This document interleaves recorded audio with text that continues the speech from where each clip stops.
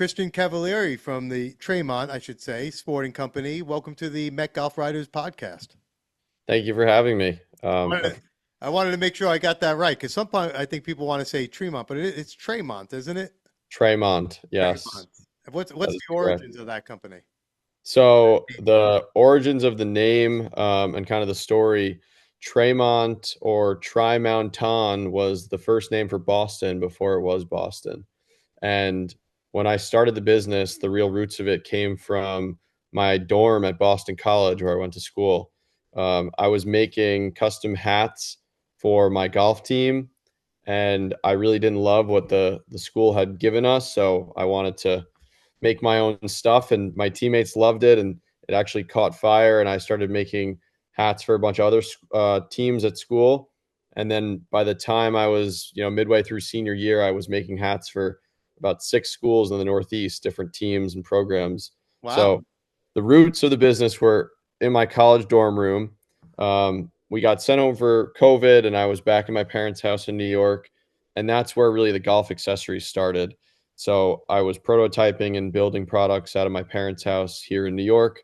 Um, and then when I wanted to kind of move from a side hustle and try to do it in more full-time capacity, this was, I could go through the whole year and a half, 2 year synopsis of what brought me to that. But to get back to why Tremont, it was called Pinpoint Custom Studio at the time. I wanted to bring in two of my teammates from Boston College to help me on the business. And we threw around some ideas and thought of some options. But Tri-Mountain really meant the three hills of Boston. And it had this cool underlying meaning. Me and two other teammates from Boston who we met there. So it was the three of us, and it has really cool kind of ties there. So we loved the name, and we went with Tremont because of those reasons. Now, when you say you're designing hats, like what is that, for your teammates or and then ultimately for other teams, how do you do that? Are you ordering just blank hats or are you designing your own hats? What was that process like? Yeah. So I actually, to go back a little bit, I started working at Grayson, the clothing company, in 2016. They started 10 minutes from my house in New York, and I got involved with them early on, which I couldn't be more grateful for. And that's kind of where I started to understand the industry and product and development and all of that. So I had a little bit of an understanding of how the design phase worked and the development phase. And, I wasn't doing any rocket science in college, but I would design my own patches. I would source those from a couple different suppliers, and then I would buy these custom trucker hats that you could buy as blanks. Hmm. And then we would sew the patches on or iron on the patches. I had a sewing machine in my dorm room, and we did customization in that way. So yeah, a little bit of sourcing, a little bit of in-house manufacturing, and that's how we accomplished that. That's pretty cool. Now, when did you start doing, were you always sort of arts and crafts kind of person? You were always a creative person? Like, where did this develop? Yeah, I've for as long as I can remember, always loved making and creating. I've had a wood shop in my house. My dad is, an orthopedic surgeon, so works with his hands and always taught me how to make things and build things. And my mom has known how to sew my whole life and actually taught me when I was really young. So I always had a knack for taking things apart and repurposing them and creating stuff. I just loved that. I've always been into graphic design and art. And the reason kind of I started working with Grayson was I was doing their photography and videography. So through any medium I could get my hands on, I felt like I was creating and making things. So this was almost just a passion project that ended up turning into something. I never really sat and said, I have this grand idea for a business and this grand vision. It just built on itself, which was really cool. Yeah. But yeah, always loved making things in really any capacity. Well, it's kind of cool in the sense that, well, it's unique for you're a little younger than me. I would venture to guess a lot younger than me, but kids at your age don't have, and I remember reading an article a long time ago, about 20 years ago, about NASA, and they were talking about for a short period of time, they were having a hard time finding really good engineers and scientists. And what Yeah. they ended up breaking it down and attributing it to was there was a generation that stopped taking things apart and Hmm. building them. So, when we like I grew up, you would take apart a radio and put it back together or and look and open things up. And kids, your younger generations don't do that because things are much more cheap. You can just something breaks, you could buy another one. There's lots of they don't have that kind of inquisitive mind or whatever the case. Lots of reasons. So you're a little bit of a throwback in that regard. That you've always been. That's not a common trait amongst kids your age, to be honest. Yeah. No, I think you're right. Everything in today's world is so spoon fed, it feels like, Yep. and there's so much to take up your time, especially for kids. I don't know how kids are, going to be resourceful when there's so much they could order online and quickly see on the internet, and just I don't know, there's not as much boredom, I feel like, as there was when I was growing up. And not to say I'm old by any means, No, but no, no. I You're did right. have that period of my childhood where, like, we would go out into the woods and just, like, make stuff and try like different things. I don't know, building. I Right. literally was obsessed with snowboarding my whole childhood, and I would go out and build like jumps and ramps in my woods in my backyard, and I loved that. That was a cherished part of my childhood, and I'd like to think it served me to figure out how to make things and work with my hands. So Yeah. And for those who don't know, you grew up in Cantona, New York. Is that where you're from? correct. So you're from the Met area here, and so you had a lot of opportunities to venture out, like I did, to go and explore, whether the woods or the mount, go bike riding and do all kinds of cool stuff. Whereas Correct. kids today are, not that I didn't have video games when I was younger. We did. We had, I'm dating myself, but Atari and things like Nintendo, things were just coming Mhm. out like that. But we were much more outside than we were inside, Correct. Yeah, so one of the biggest things I cherish from my childhood was we had a I grew up in a neighborhood, and every day after school you would go outside and see who was around to hang out and play. And I maybe our neighborhood's getting older, but like there's no kids running around right. here anymore, at least when I'm back at my parents' house. So Yeah, I think you're right. I think no one really goes outside and explores as much as they used to. right. I mean, and that's, that kind of thing is what is fuel for the creative types, Correct. because you're trying and you're testing and you're seeing what works, what doesn't work. It's all part of the process. Absolutely. Um, but you're also an accomplished golfer. I mean, so you're sort of a mix of, some people will say, you listen to Fortune 500 people, and they say, follow your passion. Some say, well, what are you good at? But you seem to be good at what your passion is, which is, not always the case for people. I mean, you're an accomplished golfer, but your passion seems to be in the creative space. How do you balance the two? Yeah.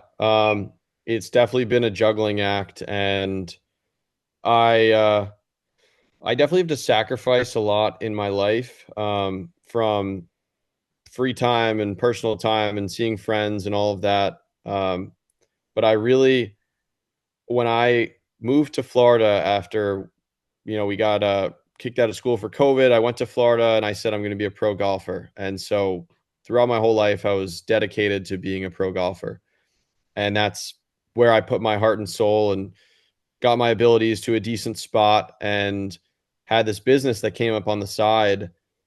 And I started really splitting my time because for 2 years there was nowhere to play. I hadn't turned pro yet. It was a whole weird scene. Um, and not that I hadn't learned how to balance things in my life before. I was always balancing schoolwork and friends and getting enough time to practice. So I think I was always pretty good at the juggling act. But this period where I was like, all right, do I practice all day or do I make some money on this side hustle?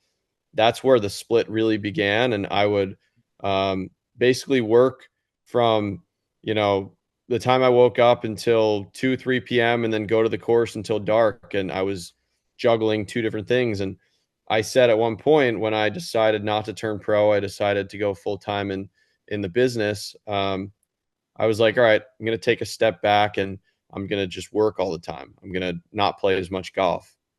And that actually lasted for maybe 5 months, like at most. And then I played in a couple tournaments because I still had some exemptions. I played well, and I was like, damn, I love golf. Like I can't stop playing. Right. So I went right back to the juggling act. And honestly, it's a weird thing because I think the less time that I give myself, the more productive I am. If I sit and work all day, I'm working on Tremont in whatever regard it may be. If I have nothing on my schedule for the day, I almost drag things out. I'm a procrastinator by nature. But Sure. if I say, all right, I have to practice for the hours of 4 to 6 today, so I only have from the time I wake up until 4, and then always after dinner and whatever I need to. But it's like if I cram myself, I almost force myself to be more productive. So Yeah. that might be my excuse to continue doing it, but that's what we're going with. Right. Whatever it takes, man. Yeah, exactly. But I also realize that um, I have a talent in golf, and I have a network in golf that's so amazing and so rare that if I didn't continue to be involved in the golf scene and I kind of let that part die out a little bit, I would miss an opportunity, and I would not be able to be as deeply involved with the people in the industry who ultimately would kind of be my customers and the people I wanted to associate with and spend time with. So the past few years, getting to serve two of my greatest passions in life has been incredible. There's a million ups and downs and stuff to balance, but the fact that I get to play the schedule that I do with some of these really cool mid-am events that I get to play, the Met schedule is always incredible. Some of my closest friends are from the golf world, and just in the last few years, really ingraining myself in this mid-am lifestyle has been some of the most fulfilling and happy years of my life. And it always comes back to benefit Tremont and benefit the business. I'm generating, new connections and new leads and talking to people about projects and getting inspiration from courses I go to. So I'd like to think that they serve each other. And I've been really fortunate to have my work and my play, so to speak, complement each other. So we're going to try to keep my time management as effective as possible, and I'm going to continue to live this lifestyle as long as I can. Yeah, no, I mean, why wouldn't you? I mean, you're a junior champion, you're a three-time Westchester amateur champion, you just won the Azalea Invitational Championship. So it's obviously, Tremont is on the rise, the stock is going up. So clearly there's a nice symmetry between the two. And like you said, I mean, I think we all love golf, not just for the sport of it, but I think we like it because of the people that we meet in it. Yes, And I think that's always going to be the case. The fellowship that we find in golf, to me, I mean, I'm not an accomplished golfer like you, but just being in the golf space as in part of media has been so rewarding for me, just for the people um, that I've met. Some really, really good friends that I've met in the business and continue to be really good friends has been brought to me because of golf. And so absolutely. and you have, two angles now, right? You have the fellowship as from a human standpoint, but you also now have a business standpoint, or a business, I don't want to say angle, that makes it seem more manufactured, but you do have a business side to it. How did Correct. you adjust to the business side of the golf space? Um, so yeah, I feel like that's a good point when you say it's almost manufactured. If I'm like trying to angle golf into my business, and I never want that to come across, and I don't think it ever does. It's just so natural that the friends I meet and the people that I'm playing with and associating with, I want to support whoever I'm with, and they want to support me, and it's this really great environment where I'd like to think we provide a product and a service that's really unique and elevates, whether it's a member guest or an outing or a pro shop. So we're providing value there, and they're able to work with us, which provides value to us. So it's a really nice kind of partnership that Yeah. comes from all of this, which has been awesome. The part about the competition in my business is, which has been cool, is I used to play tournaments, and the only goal of mine was I have to win, I have to play really well, I have to get points and whatever it was. And I'm still way too competitive and still get lost in that a little bit, but I can level with myself and say, no, I get to do this. This is what I enjoy. There's nothing better than competition. And if I shoot 80 or I shoot 70 today, it really doesn't matter, because golf is my passion and my business is what I really am worried about and concerned about these days. So um, that also helped me reset my expectations and my whole golf game, which has definitely allowed me to free up on the course and play some really great golf. Just that reframe in my mind. Do you feel like there are some parallels though, in the sense that like you said, your business side is not manufactured. I think you come across as somebody where things happen organically. You make something, you make a really cool product that I think people really like. I see it all the time. And if people want to get involved, they get involved. It's not like you're pushing anything. Isn't it similar to golf too? Like if your game, you can work hard, you can do all the right things, but things have to happen organically. I feel like there's some Right. parallels there. Yeah, absolutely. Yeah, you can never force it, because it won't work out if you force it. And Yeah. we've been, from the business side, we've been incredibly fortunate to have so much organic growth through my network and just the goodwill of the golf community, that we haven't had to really sell yet. I haven't had to call on people and say, "Hey, I want to get in your shop and I want to do this and do that." People have been so generous to come to me and say, "Hey, we love what you're doing. Can we get involved? Can we bring it into our club? Can we bring it into this event?" So much so that we've had, for the last couple of years, we're having to cap ourselves in terms of sales. Our biggest constraint right now is not where the business is coming from, it's how we're going to create the product. We manufacture about 90% of our product line at our facility in West Palm Beach. So we're kind of limited in our capacity. Each uptick in business is more machinery, more personnel, and building out our facility. So we've had to do it strategically, and the organic growth has been nothing short of amazing. I truly have not had to call upon anyone or force the business or the product in anywhere.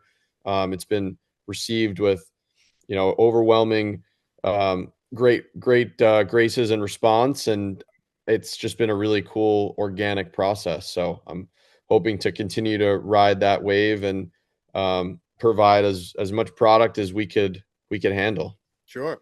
I mean, I guess that's one of the good problems to have, worrying about how you're Yes. going to scale, right? As opposed to, not worrying about having to scale. I mean, that's a whole other issue. So I would think that's a good problem to have.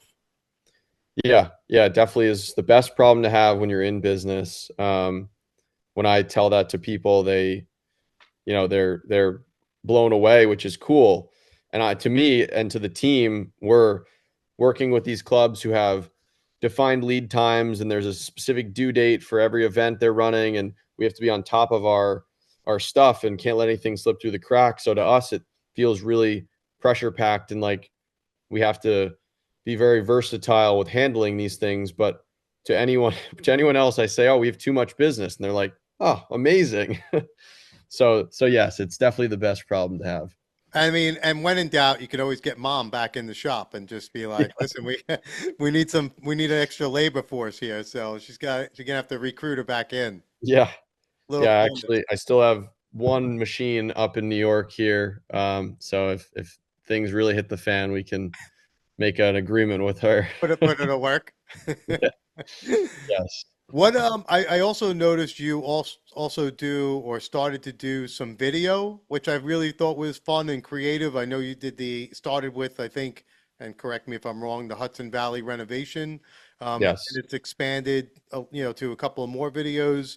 Is that part of you just trying to satisfy another creative taste bud? Yeah, so um, very good question, and sometimes I'm actually asking myself the same question, like, why are we doing video projects? Does this really work with our business? But it's a creative outlet that I've had since I was very young, and I brought in a few years ago Ryan Rodriguez, who's a Met guy as well. He grew up by West Point.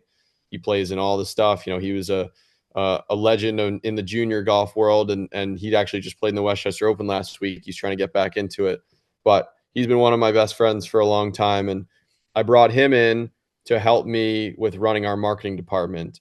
And his biggest passion is telling incredible stories, whether that's golf stories or travel stories or whatever it may be.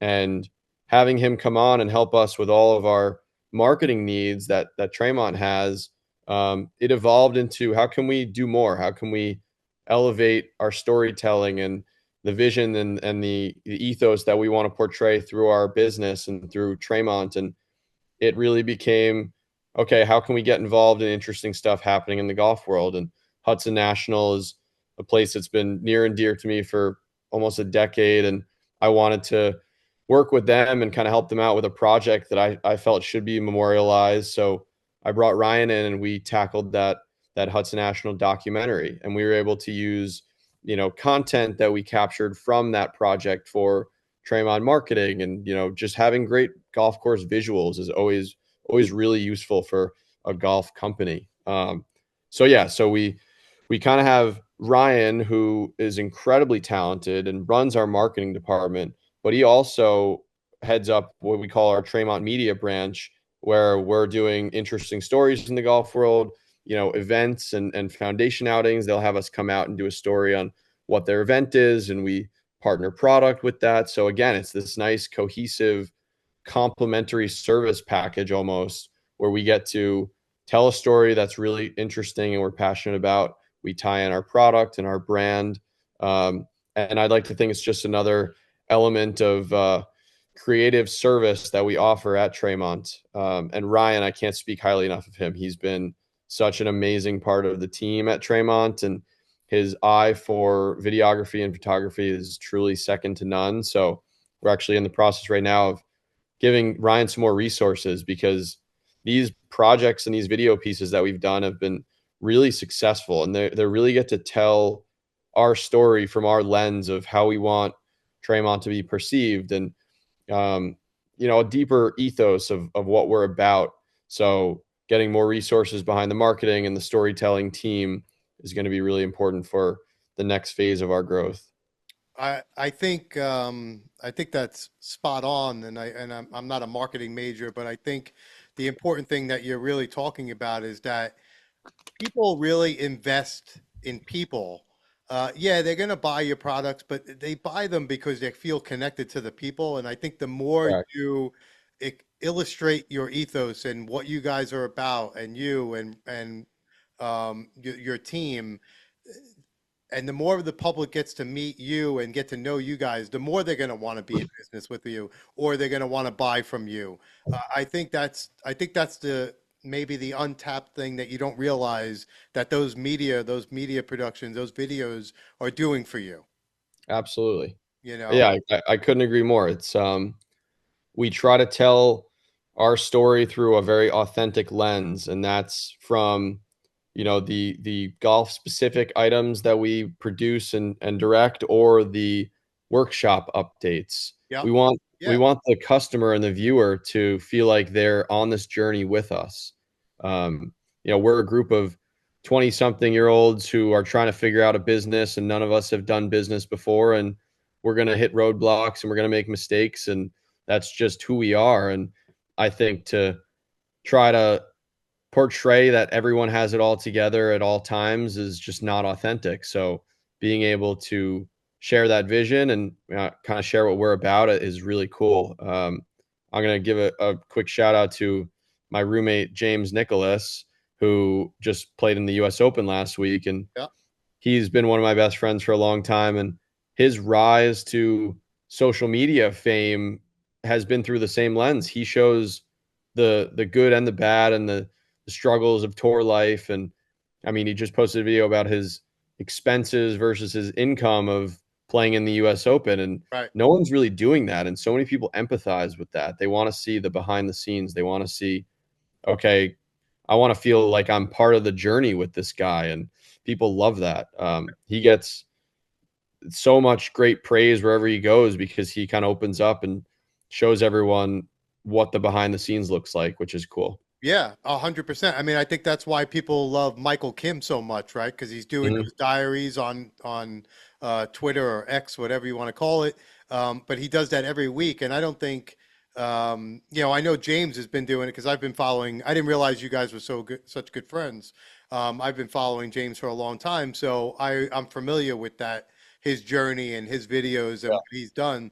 But I think to your point on a PGA Tour level. I think that's what Michael Kim has been doing. He's been authentic about his journey, what he's experiencing, how he's experiencing the PGA Tour, and I think people like him for that, and they're Yeah, rooting for him because of it.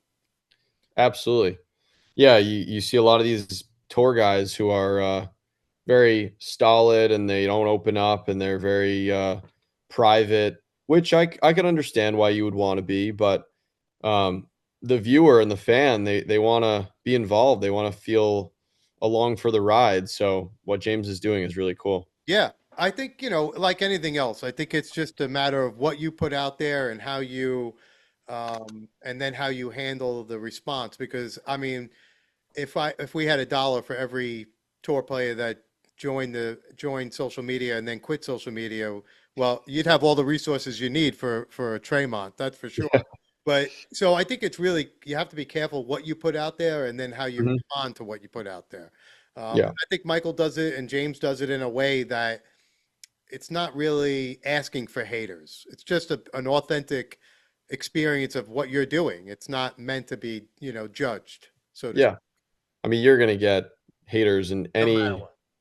anything you do in life. So you just Exactly. have to understand that. I mean, the more we get views on Tremont social media, the more random hate comments we get, and Yeah. James deals with the same thing. And Yeah. it's the ratio. I mean, it's 99% to 1% of good to bad. So Yeah. that's what you have to focus on. What's as we start to wrap up here, um, we have the Ryder Cup coming up, and you've got a special event going on this fall. Tell me about this little gathering of up and coming brands you have. Yeah. So it's called Golf Camp, and it's our second rendition of Golf Camp. And Golf Camp was really the brainchild of Zach from Del Campo, and we did the first one at Hotel Palms in Jacksonville for the players, and it was a culmination of friends and supporters and about 10 up and coming brands in the golf space who wanted to get together and showcase their product and their vision. And they weren't involved in the merch tent at the players. All the big heavy hitters are at the merch tent at all the tour events. But we wanted to put on an event for the startups, the guys who are just kind of figuring out the ropes and getting their feet wet in that whole industry. So we ran that. It was a huge success, and we sold out all the tickets. There was so many people there. It was such great feedback. We sold a lot of product. So when we were talking about what should we do next, we said, all right, the Ryder Cup is coming up to New York. There's about 3 or 4 brands up here who could help coordinate it and run it, us being one of them. So we're running an event the Thursday before the Ryder Cup called Golf Camp Ryder Cup Edition, and it's going to be in the Seaport in New York City. It'll be about 15 brands, smaller up and comers in the space, and it's just going to be a night of shopping and hanging out, drinking, eating. There's going to be a DJ, a really cool interactive experience with a lot of people in the golf space, and with the hype around the Ryder Cup, I'm sure there'll be a lot of great attendees there. So I'm really looking forward to it. We're still in the planning and logistics phase, but as soon as we have more information, we'll be sharing it all over all of the supporting brands, social media pages and whatnot. So I'm looking forward to that. It's a cool project to have on the horizon. Yeah, me too. And like you said, I mean, New York City is going to be a buzz when the Ryder Cup comes to Oh yeah. So I don't think you'll be short of attendees and excitement and the place is it's going to be electric for sure. Absolutely. One fun question before I let you go. If you could play with any foursome or create your own foursome, who would it be in your foursome, and where would you guys play, or girls? Mm, that's a great question. It's got to be, I'm going to say Pebble Beach because it's my number one or number two. It's All right. unbelievable spot. And I'm going to go, I'm going to just go with one of my core groups. James is going to be in the group. James Nicholas, Josh Goldenberg, another one of my buddies, and then Matt Minerva, who was just my Anderson partner a couple weeks ago. I'm going to keep it super, super friendly and close to home. I'd rather, honestly, to be completely honest, I'd rather play an awesome round with my buddies. I know this is an answer that people say celebrities and that kind Yeah, of yeah, thing. yeah, yeah, yeah. I'm very low key about that, so I'm going to keep it in my friend group, and we would have an absolute blast with that foursome. I agree, and I would do the same thing. I have a group of guys that I play with, and we're not as good as you, but we play. And if somebody asked me that question, it would just be one of three of those guys, and it would just be on a spectacular course because it would be a memory that we would cherish and we would have, Mhm. and it would continue to be a conversation for years to come. If I play with three celebrities or famous people, like I'm never going to see those people again. It's not going to be a conversation that's going to be the that keeps on giving, right? You're going to be Yeah, breaking each other's chops for years over that round and who won, who didn't. What's going to correct. be the game, by the way? Is it a 5-5-10? Is it a closeout? What are we playing for here? I've been playing this new game called Scotch, which is a combination of team score. So it'd be two v two. All right. It's team score. It's closest to hole. It's lowest individual, and it's birdie. So if you win all, there's 6 points up for grabs. If you On win every all hole, there's six 6 points. on every hole, there's 6 points. If you win all six, it doubles. You can assign different values based on if you're up or down in the match, what the hole is worth. So we'd play a nice game of scotch. That All would be a right. lot of That sounds like fun. It might be too complicated for me, but it sounds like a lot of fun. fun. Christian Cavaliere, thank you, Tremont Sporting Company. Thank you so much for your time today. I know you're busy. You're in New York. You're competing. You're worried about what's going on in the shop back in West Palm. But I appreciate you taking some time to be on the program. Well, thank you so much for having me. Anytime I get to talk about golf with another golf nut and share my story, I'm all for it. So thank you for Uh, all the amazing questions, and I'm hoping we can chat again soon. Absolutely. Thanks a lot, and have a great day. You too.